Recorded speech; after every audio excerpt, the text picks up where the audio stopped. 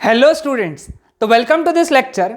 इस लेक्चर में हम लोग नया कंसेप्ट पढ़ने जा रहे हैं मैग्नेटिक मटेरियल्स में, और काफ़ी इंटरेस्टिंग और काफ़ी इंपॉर्टेंट कॉन्सेप्ट है। तो without wasting our time will start with our first topic which is magnetization. Magnetization नाम से समझ में आ रहा होगा, कुछ तो समझ में आ रहा होगा ना, मैग्नेटाइज करना है ना, मैग्नेटाइज्ड। हम लोग याद है बचपन में जो खिल्ले होते थे, है ना, खिल्ले समझते हैं ना सबको, नेल्स, है ना, ये वाले नेल्स नहीं, अपने हाथ वाले ओके जो नेल खिल्ले होते थे उनको हम लोग मैग्नेट को चिपका के रखते थे, और फिर थोड़ी देर बाद जब वो खिल्ले निकालते थे, मैग्नेट से हटा देते थे, तो वो जो खिल्ला है वो अलग अलग खिल्लों को अट्रैक्ट करता था। वो नेल जो है अलग अलग आजू बाजू के नेल्स को अट्रैक्ट करता था। तो हम लोग बोलते थे कि ये खिल्ला जो है, ये नेल जो है मैग्नेटाइज्ड हो गया है, मैग्नेटाइज्ड, उसी से रिलेटेड है। ठीक है, magnetization. So how do you define magnetization? The ratio of magnetic moment of the substance to its volume is known as magnetization. Okay, ये इसका मैथमेटिकल डेफिनेशन है कि उस सब्सटेंस का मैग्नेटिक मोमेंट या फिर मैग्नेटिक डायपोल मोमेंट, एक ही बात है, मैग्नेटिक मोमेंट यानी magnetic dipole moment to its volume, that is known as magnetization. It is the property of the material of substance. ये उस सब्सटेंस का जो मटेरियल है उसका प्रॉपर्टी है। यानी मैग्नेटाइजेशन स्टील का अलग है, आयरन का अलग है, ओके, एल्यूमिनियम का अलग है, प्लास्टिक का अलग है, सभी का मैग्नेटाइजेशन अलग अलग होता है। तो it is the property of material of substance. Formula wise देखेंगे हम लोग इसको, तो क्या आएगा? It is denoted by vector M and is given by vector M is equal to M net upon V. ठीक है, क्लियर विद दिस? तो ये फॉर्मूला याद रखो। It is a vector quantity. तो इसका एसआई यूनिट क्या आएगा? एसआई यूनिट क्या आएगा? एम नेट का एसआई यूनिट क्या है? Ampere metre square magnetic dipole moment. Volume का मीटर क्यूब, मीटर क्यूब में से ऐसा कैंसिल हो गया, तो इसका एसआई यूनिट आ गया एम्पियर पर मीटर। और इसका डायमेंशन क्या आएगा? m0 l-1 t0 i1। ये हो गया इसका डायमेंशन। समझ में आया सबको ये कंसेप्ट? हाँ, ये सब्सटेंस का प्रॉपर्टी होता है। तुमको ये फॉर्मूला बड़ा इंपॉर्टेंट है, फॉर्मूला याद रखना है ना। हटा देता हूँ, ये फॉर्मूला याद रखो। चलो नेक्स्ट। अब ये सीईटी के लिए है सारे पॉइंट्स, बोर्ड्स में नहीं है। बोर्ड्स में पिछला वाला था, ओके, ये सीईटी के कंसेप्ट है, मतलब बोर्ड्स में काम में आएंगे समझने में, सीईटी में याद रखना है। The ratio of magnetizing field to the permeability of free space is known as magnetic intensity. Magnetic intensity यानी क्या है? ये रेशियो है। किसका किसका रेशियो है? जो फील्ड तुमने लगाई, मैग्नेटिक फील्ड तुमने अप्लाई करी to permeability of free space. Magnetic field मतलब बीम, और परमिएबिलिटी ऑफ फ्री स्पेस यानी म्यू नॉट।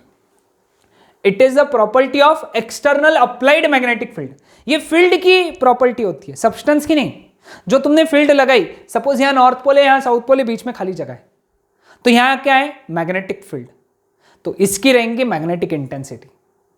ओके, सब्सटेंस की नहीं होती है, ये फील्ड की प्रॉपर्टी है।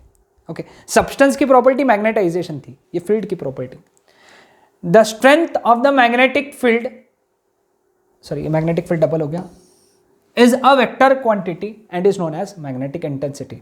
यानी मैग्नेटिक फील्ड की किसी भी जगह पे स्ट्रेंथ जो है एक वेक्टर क्वांटिटी से हम लोग डिनोट करते हैं, that is known as magnetic intensity. It is denoted by capital H. Formula क्या आएगा? B naught upon mu not.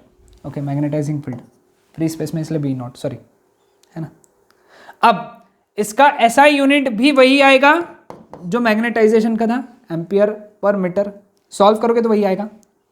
और इसका डायमेंशन भी m0 l-1 t0 i1। Formula याद रखना, ठीक है? समझ आया सबको? हाँ, मैग्नेटिक इंटेंसिटी के बारे में। Okay, magnetic susceptibility. ससेप्टिबिलिटी, अब मैग्नेटिक ससेप्टिबिलिटी क्या है? The ratio of magnetization to magnetic intensity, M. Magnetic intensity अभी पढ़ा, एच, ये दोनों पढ़े हम लोगों ने, that is known as, sorry, it is magnetic susceptibility. ये मिस्टेक हो गया, ये प्रिंट मतलब टाइप करने में मिस्टेक है। Okay, this quantity tells us about how much magnetization will be produced in a given substance when kept in external magnetic field. यानी यह हमको क्वांटिटी बताएगा कि कोई भी मैग्नेटिक सब्सटेंस में कितनी मैग्नेटिक फील्ड प्रोड्यूस होने वाली है जब तुम उस सब्सटेंस को मैग्नेटिक फील्ड में रखोगे. ओके, जब तुम कोई भी सब्सटेंस को मैग्नेटिक फील्ड में रखोगे तो उसके अंदर मैग्नेटाइजेशन आएगा. तो कितना मैग्नेटाइजेशन आएगा ये हमको इस क्वांटिटी से पता चलेगी. हम लोग नेक्स्ट स्लाइड में पढ़ेंगे कि इसके वैल्यूज कैसे याद रखना है. इसका फॉर्मूला काय, ये x ऐसा कर्सिव वाला x that is equal to m/z. अब मेरे को बताओ, इसका यूनिट एम्पियर पर मीटर है, इसका यूनिट भी एम्पियर पर मीटर है, तो इसका ऐसा यूनिट नहीं होता है. सॉरी, ये यहाँ पे लिख देना एक्स्ट्रा पॉइंट में, it is unitless and dimensionless. Unitless भी है ये, और डायमेंशंस जो है इसके m0, L0, T0, dimension less quantity. ठीक है, चलो.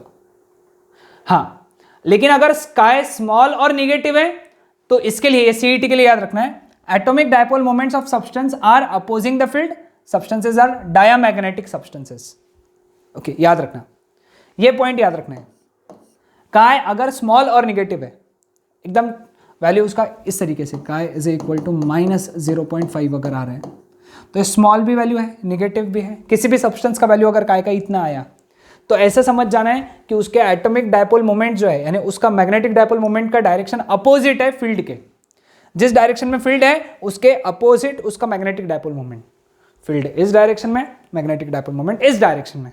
ऐसे सब्सटेंसेस को हम लोग बोलते हैं डायामैग्नेटिक, डायामैग्नेटिक, याद रखना. ओके, अब दूसरा, काय स्मॉल और पॉजिटिव है, मतलब atomic dipole moments of substance are aligning in the direction of the field and such substances are known as paramagnetic substances. अगर काय की वैल्यू स्मॉल पॉजिटिव है, यानी काय इज इक्वल टू +0.5 है, तो इस केस में हम लोगों को क्या समझना है? पहली बात कि मैग्नेटिक फील्ड के डायरेक्शन में ही डायपोल मोमेंट की डायरेक्शन है. मैग्नेटिक फील्ड की डायरेक्शन, डायपोल मोमेंट की डायरेक्शन सेम है, और ऐसे सब्सटेंसेस को हम लोग बोलते हैं पैरामैग्नेटिक सब्सटेंस. नाम याद रखना है कि इसको क्या बोलते हैं.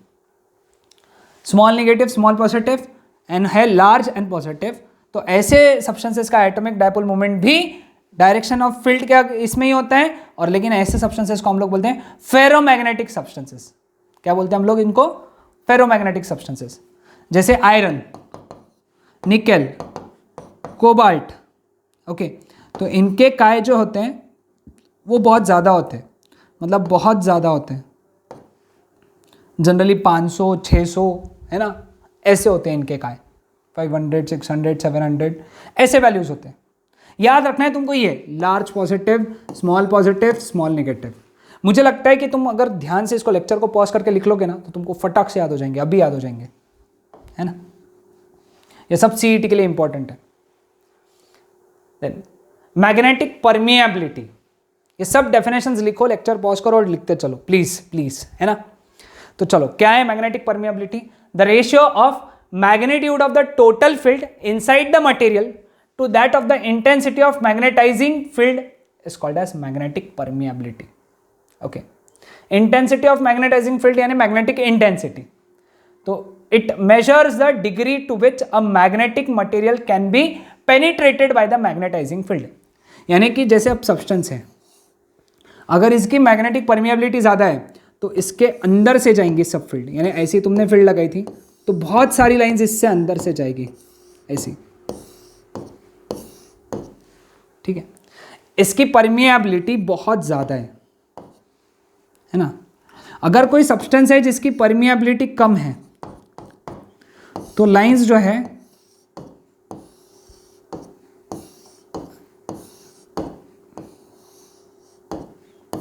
ऐसे हो जाएंगी, मतलब उससे ज़्यादा नहीं जाएगी, उससे ऐसे निकल जाएंगे, बाजू से निकल जाएंगे. परमिएबिलिटी यानी समझ रहे हो कि लाइंस कितनी अंदर से जा रही है, उसके खुद अंदर से जा रही है. लाइंस होती है, मैग्नेटिक फील्ड है, तुमने मैग्नेटिक फील्ड लगाई तो मैग्नेट वो सब्सटेंस से कितनी लाइंस अंदर से जा रही है उसको हम लोग, उस क्वांटिटी को हम लोग मैग्नेटिक परमिएबिलिटी बोलते हैं. ठीक है, फॉर्मूला इसका क्या है? B/H, है ना. What is B? Total field inside the magnetic material. Total field, हाँ याद रखना ये चीज, total field inside the material. And what is H? Intensity of magnetization, है ना, इंटेंसिटी ऑफ मैग्नेटाइजेशन फॉर्मूला इसका, है ना। अब इसका एसआई यूनिट जो रहेगा, है ना, इसका एसआई यूनिट क्या रहेगा फिर इसका यूनिट क्या है? टेस्ला, टेस्ला, और इसका एम्पियर पर मीटर, तो इसका आ जाएगा टेस्ला मीटर पर एम्पियर, टेस्ला मीटर पर एम्पियर। डायमेंशन होमवर्क तुम्हारे लिए, क्योंकि पिछले लेक्चर में मैंने बी का डायमेंशन बताया था, है ना। एच का डायमेंशन भी हम लोग कैलकुलेट कर चुके हैं, दोनों को डिवाइड करके होमवर्क है तुम्हारे लिए, दिस इज होमवर्क। पिछले ही लेक्चर में मैंने बी का बताया था, याद है तुमको? तो मैंने बोला था कि बी का डायमेंशन एक ही तरीके से निकाल सकते हैं, फोर्स का डायमेंशन अपॉन करंट का डायमेंशन इनटू लेंथ का डायमेंशन। ये एक ही फॉर्मूले से बी का डायमेंशन निकल जाता है। बस बी का डायमेंशन निकालो, एच का डायमेंशन तो अभी निकाला है हम लोगों ने आज के लेक्चर में, है ना। थ्योरेटिकल लेक्चर है याद रखना, तो इसलिए लिखते चलो, पॉज करो, लिखो, बोर नहीं होएगा, है ना, क्योंकि बोर्ड्स में तो आना ही यही है ना। रिलेटिव परमिएबिलिटी, वापस रिपीट हो गया ये, sorry, extremely sorry. Relative permeability, mu R, the ratio of magnetic permeability of material मतलब mu to magnetic permeability of free space मतलब mu naught, that is known as relative permeability. Mu are is equal to B upon B not is equal to mu H upon mu not H, H H cancel, mu upon mu naught. तो ये formula बहुत अच्छे से याद रखना, mu is equal to mu not into mu R, यहां से आया, ओके। इसका ऐसा यूनिट नो यूनिट, क्योंकि इसका भी टेस्ला मीटर पर एम्पियर यूनिट है, इसका भी टेस्ला मीटर पर एम्पियर यूनिट है, कैंसिल हो जाते हैं। और इसके डायमेंशन म्यू आर के डायमेंशन m0 l0 t0, क्योंकि यूनिट भी नहीं है तो डायमेंशंस भी नहीं है, ठीक है। समझ आएगा सबको यहां तक? एक बार सब बहुत अच्छे से ये पॉइंट लिखना है, ओके, क्लियर विद दिस? तो coming on to next concept, relation between H and magnetic M, H and M. H यानी क्या है? मैग्नेटिक इंटेंसिटी, एम यानी magnetization for a magnetic material placed in magnetizing field, okay. Magnetizing field यानी हम एक काम करेंगे, एक सोलेनॉइड कंसिडर करेंगे, है ना, इस तरीके से सोलेनॉइड कंसिडर करेंगे और इमेजिन करेंगे कि उसके अंदर एक रॉड रखा हुआ है, ठीक है। तो हमको पता है क्या कि जो टोटल मैग्नेटिक फील्ड रहेंगी वो रहेंगी सोलेनॉइड की, यानी मैग्नेटाइजिंग फील्ड की, मैग्नेटिक फील्ड प्लस उसके अंदर जो मैग्नेटाइजेशन आया उसके वजह से मैग्नेटिक फील्ड। याद रखें, याद रहेगा ध्यान में, this is magnetic field due to solenoid,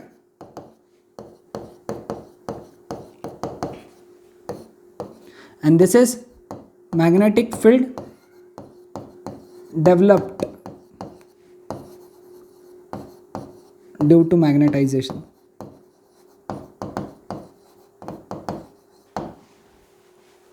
समझा सबको? यहां तक ध्यान में आया? ओके। अब B इज इक्वल टू, इसका वैल्यू कितना है? म्यू नॉट एन आई, और इसका value mu not into M. N क्या है? Number of turns per unit length. I क्या है? Current flowing through solenoid. M क्या है? मैग्नेटाइजेशन, ठीक है। अब एक काम करेंगे हम लोग, N I number of turns per unit length into current, इसके जगह एक कांस्टेंट लिखेंगे and that constant is H plus mu not into M. तो B is equal to mu naught common, bracket में H प्लस एम, तो B by mu naught is equal to H plus M, तो therefore H is equal to B by mu naught minus M. याद रखना, ठीक है, clear with this? समझ में आया सबको? Okay. Next, relation between magnetic permeability and susceptibility.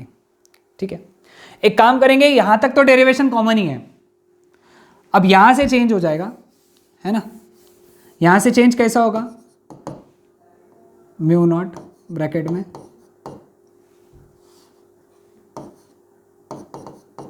H plus M, ठीक है। अब it is mu naught, H के जगह लिख सकते हैं हम लोग ससेप्टिबिलिटी, है ना। ससेप्टिबिलिटी का फॉर्मूला क्या था, ससेप्टिबिलिटी का M के जगह क्या लिख सकते हैं हम लोग, ससेप्टिबिलिटी इंटू H,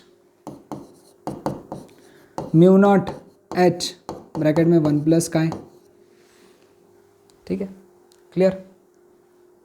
अब लेकिन B का वैल्यू क्या होता है, mu into H that is equal to mu naught H 1 plus का है, याद है B का वैल्यू म्यू इंटू H लिखा था अभी हम लोगों ने, H कैंसल, तो mu is equal to mu not into 1 plus का है।